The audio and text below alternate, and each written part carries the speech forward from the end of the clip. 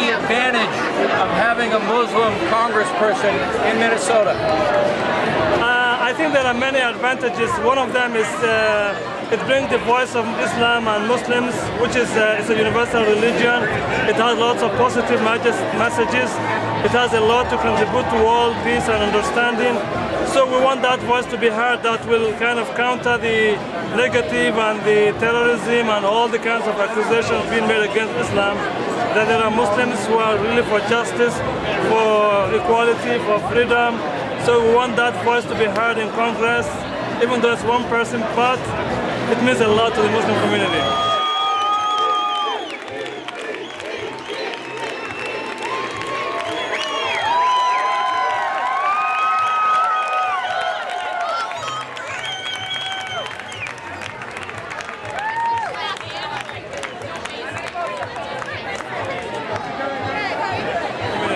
As a Muslim, what was the hardest part for you in the Ellison campaign?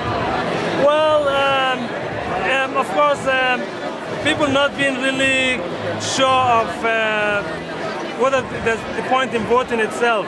A lot of people are kind of pessimistic that our voice will not matter, it will not make a difference.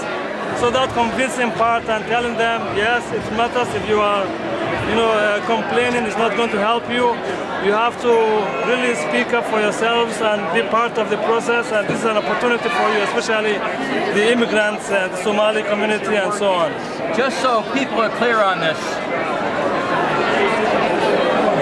there's this talk about Keith wanting to institute Muslim law and all this other stuff.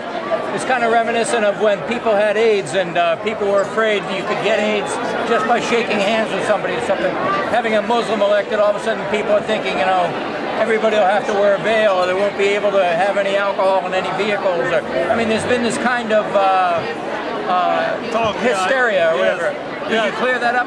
Absolutely. I think that has no foundation whatsoever. And even as Muslims, we really understand one person cannot make much of a difference. The main thing that we care about is the voice of Muslims being heard in Washington.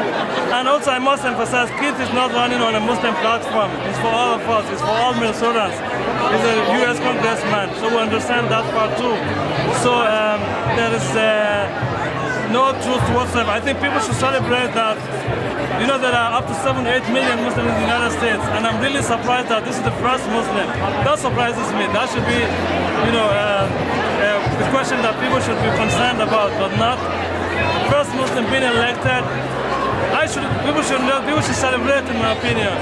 That's something that's long overdue. Yeah. Thank you very much for your time. Thank you for giving me the opportunity.